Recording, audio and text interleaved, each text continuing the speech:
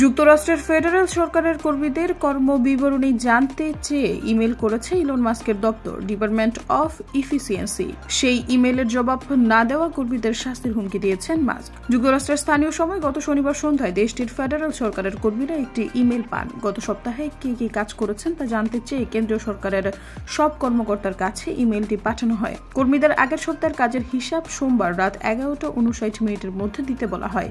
ইমেলটি পাঠানোর কিছুক্ষণ আগে সামাজিক যোগাযোগ মাধ্যম এক্সকে দেওয়া এক পোস্টে মাস্ক হুঁশিয়ারি করে বলেন, এই ইমেলের জবাব না দেওয়াকে পদত্যাগ হিসেবে গণ্য করা হবে। কিন্তু এরপরই অনেকেই ইমেলের জবাব দেননি। তাদের ব্যাপারে নতুন করে হুমকি দেন ইলন মাস্ক। যুক্তরাষ্ট্রের স্থানীয় সময় সোমবার সামাজিক যোগাযোগ মাধ্যম এক্সকে দেওয়া এক পোস্টে মাস্ক বলেন, ইমেলের অনুরোধটি একেবারেই তুচ্ছ ছিল।